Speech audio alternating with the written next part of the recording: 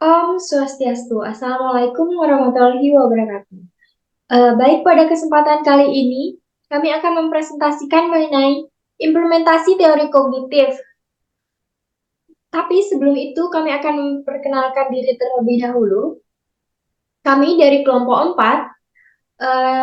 Perkenalkan, saya Kadek Diani Lawati dengan NIM 22 12 02 11 74 dan rekan saya Belkis Aura dengan NIM 22 12 11 93. Nah, pada presentasi kali ini kami menggunakan media video sebagai bahan implementasi atau gambaran implementasi teori kognitivisme. Pemaparan materi atau video pertama akan dijabarkan oleh rekan saya, Belkis Aura. Nah, sebelum itu kami akan menayangkan video terlebih dahulu. Sekarang kalian buka buku geografi bab tata surya. Capek juga Pak. Saya guru baru, kenalan dulu sih itu. Saya udah tahu kalian kok. Nanti juga kalian kenal sama saya. Kamu, saya Pak, ya kamu yang bermasuk. Tolong baca yang keras. Jagat raya atau alam semesta adalah ruang yang tak terbatas. Luasnya tak terhingga, ujungnya tak bertepi.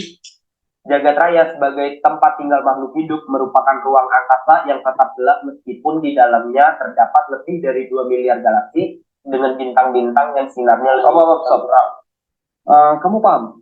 Yang kamu baca barusan? Yang lain ada yang paham? Kalau saya kasih hadiah gimana? Yang bisa jawab pertanyaan saya, boleh nggak ikut pelajaran saya sekarang?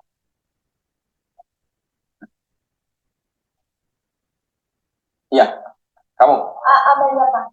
Amelia. Bisa jawab? Jagat raya itu tempat di mana semua isi alam semesta ada. Bulan yang kita lihat, planet tempat kita tinggal, sampai matahari, semua bagian dari alam semesta. Yang kamu jawab persis di buku ya? Karena itu benar. Benar. Iya, Pak. Benar. Yakin? Sangat yakin. Oke, silakan keluar. Salah saya apa, Pak?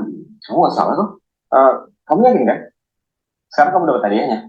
Tapi Bapak belum bilang jawaban saya benar. Oke, gini deh, biar kamu yakin. Yang paham dengan penjelasan yang merah.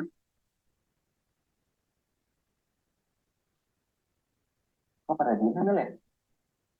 Oke, saya paham masalahnya di mana.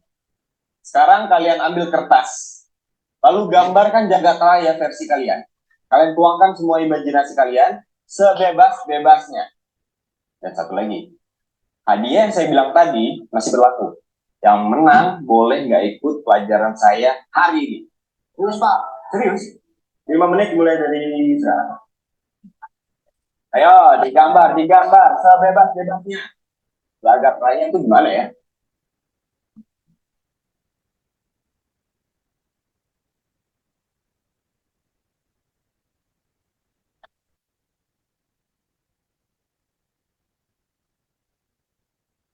Oke, waktu habis. Selesai nggak selesai, kumpulkan. Saya hitung 5 detik. 5, 4, 3, ayo. Ayo cepat, cepat. 3, 2, 1. Semuanya kumpulkan. Wih, gambarnya bagus-bagus.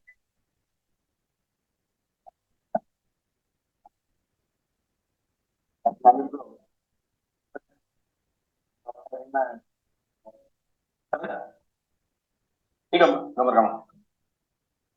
Iya Pak. Di antara yang lain gambar kamu paling bagus. Oh, jadi Sandi yang menang Pak. Belum tentu. Yang bagus kan belum tentu baik. Emang ada yang lebih baik lagi Pak? Mending sekarang kita buktiin aja. Kamu gambar yang ada di kertas kamu ke papan tulis. Emang ini di kertas belum cukup Pak? Kamu nggak bisa pakai kapur. Bisa Pak?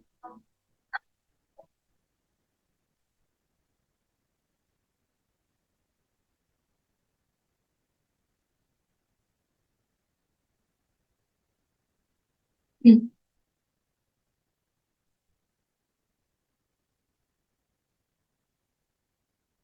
bagus ya.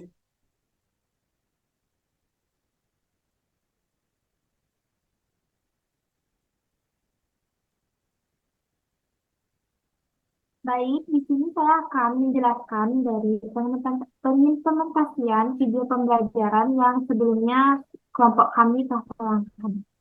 Akan tetapi ada beberapa prinsip yang harus diperhatikan ketika menerapkan konsep pembelajaran kognitif ini.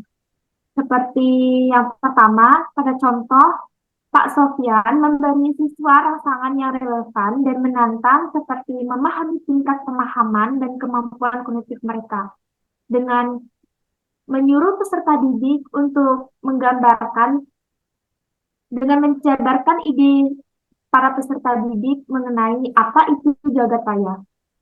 Selain itu, membantu kita menciptakan materi yang tepat dan memicu mereka untuk berpikir secara kritis. Sekian dari penjelasan video yang pertama, selanjutnya akan dilanjutkan oleh rekan saya. Baik, di sini saya akan melanjutkan video berikutnya. Sekarang kamu jelaskan sama teman-teman apa maksud jagat raya dari gambar kamu.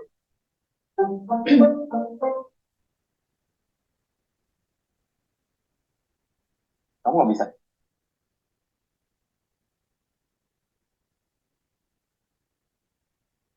Ini alam semesta. Semua bintang dan benda langit yang ada di sini hanya sebagian kecil dari jagat raya yang luas. Terus, ya kita sebagai makhluk hidup, kita harus bersyukur karena kita bisa tinggal di jagat raya yang luas, Pak. Hanya sekadar bersyukur gitu. Dan juga menjaganya. Lalu kamu bisa jaga planet-planet yang ada di sini. Bukan itu tugas Tuhan. Gini loh, Pak. Planet itu kan bagian dari bumi. Jadi yang dimaksud jaga planet itu, ya jaga bumi. Itu maksud dari gambar orang tua sama anak kecil yang ada di situ. Kurang lebih sih gitu, Pak. Saya pikir bisa lebih dalam daripada itu sih. Ada lagi? Yang lain? Ada yang paham dengan penjelasan Sandi? Pak, Bapak kan gurunya. Kenapa nggak Bapak aja yang jelasin? Kayaknya kalian capek ya dengan saya nanya terus begini. Gimana kalau saya kasih kesempatan satu kali lagi? Mau? Yang menang boleh nggak ikut pelajaran saya 1 semester.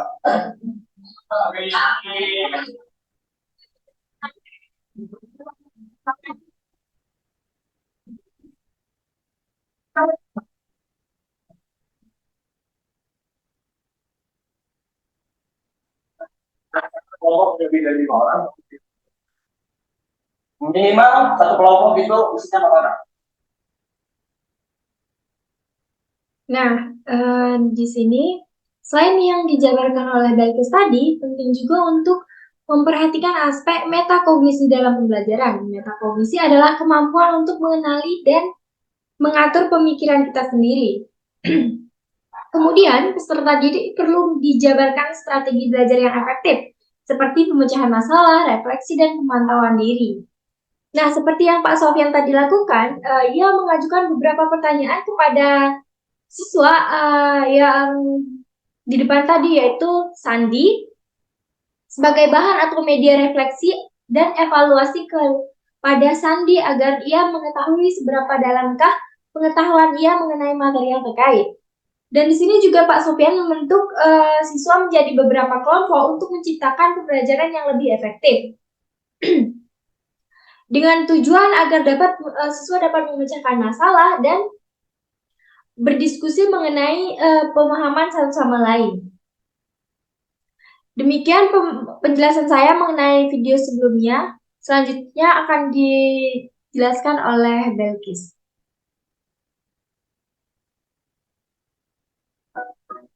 Sekarang kita akan membahas tentang jagat. Jagat raya adalah kumpulan reaksi dari alam. Dari situ, kita mengenal butterfly effect. Mantap tuh ya. yang disebut sebagai benda-benda langit tersebut terdiri dari 8 planet orbit.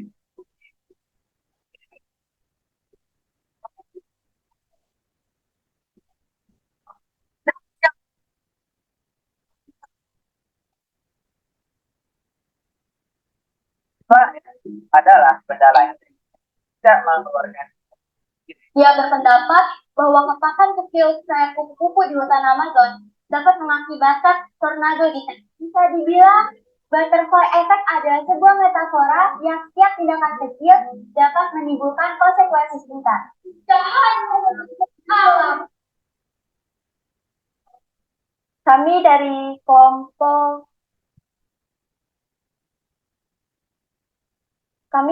kelompok 4 ingin presentasi presentasi di Kami dari kelompok 4, kami punya jawabannya di sini.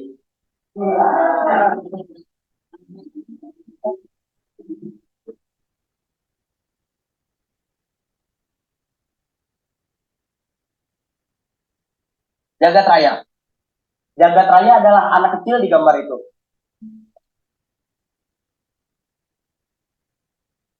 Kenapa? Karena tanpa adanya manusia yang mengagumi keindahan jagat raya, apa gunanya galaksi? benda-benda langit itu adalah hal yang terlihat di mata kita, tapi jangan lupa teman-teman, kita sebagai makhluk hidup juga bagian dari jagat raya itu. Seperti yang Sandi bilang, tanpa adanya manusia yang mengistimewakan jagat raya, apabila interaksi dari kelompok 1, kelompok 2, kelompok 3, dan kelompok 4 ini, atau Pak Sofian adalah bagian dari jagat raya itu. Atau rumah, bangunan, hujan,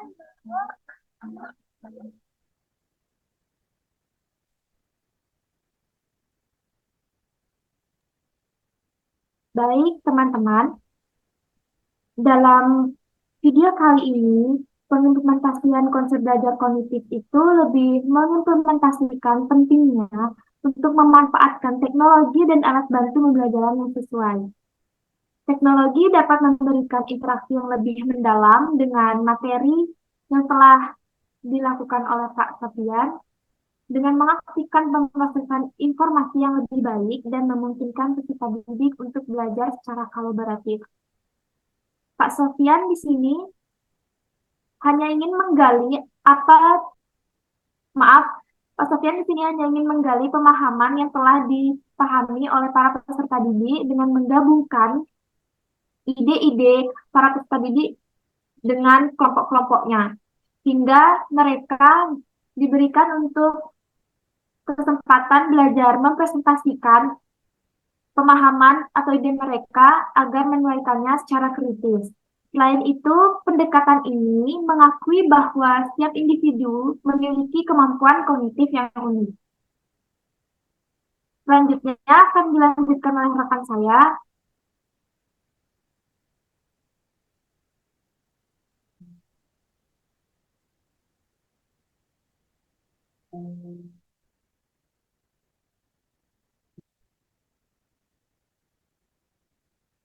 Sekarang Bapak tanya sama kalian semuanya. Kalau misalkan satu batang pohon ini tebang, kira-kira ada pengaruh nggak buat bumi kita? Ada Pak, ada. Contoh kagak ada. ada kawan, Ada. Tenang. Yang bilang ada atau enggak, coba angkat tangan. Saya jelasin. Semua pendapat kalian langsung tulis di kertas, nanti kumpulin ke Bapak. Oke? Mulai dari. Nah, di sini dalam maksud saya ini adalah poin terakhir yang akan kita bahas. Nah, di dalam video tersebut, perhatikan pengaturan pembelajaran yang mendukung proses kognitif juga menjadi faktor penting. Memberikan suasana yang kondusif, bebas dari gangguan, menyediakan sumber daya yang memadai akan memungkinkan peserta didik untuk lebih fokus dalam pembelajaran. Dan di sini juga mereka akan lebih fokus untuk mengembangkan keterampilan kognitif mereka.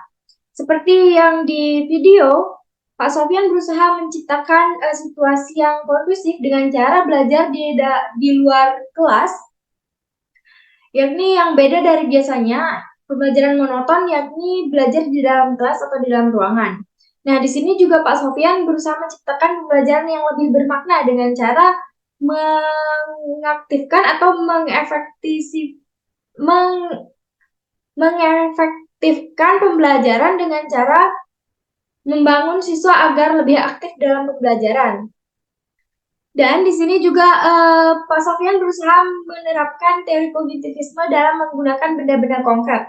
Seperti contohnya Pak Sofyan menyuruh siswa untuk menggambar dalam atau menuangkan idenya mengenai pemahaman materi yang terkait melalui kertas atau selembaran kertas. Nah, sekian presentasi uh, uh, sekian presentasi mengenai tampilan media video. Selanjutnya saya akan membacakan mengenai kesimpulan dari implementasi video yang telah kami tayangkan. Yang pertama adalah guru harapannya bisa memahami peserta didik dalam proses pembelajaran. Yang kedua, guru menyusun materi dengan menggunakan pola atau logika tertentu dari sederhana ke kompleks. Dan guru menciptakan pembelajaran yang lebih bermakna, memperhatikan perbedaan antar peserta didik untuk mencapai keberhasilan. Dan yang terakhir, dasar belajar menggunakan benda-benda konkret. Seluruh dari penjabaran kesimpulan ini telah dicerminkan melalui video yang kami tayangkan sebelumnya. Sekian presentasi dari kelompok kami ucapkan terima kasih. Untuk menutup presentasi, kami tutup dengan para pesanti. Om Santi Santi Om. Wassalamualaikum warahmatullahi wabarakatuh.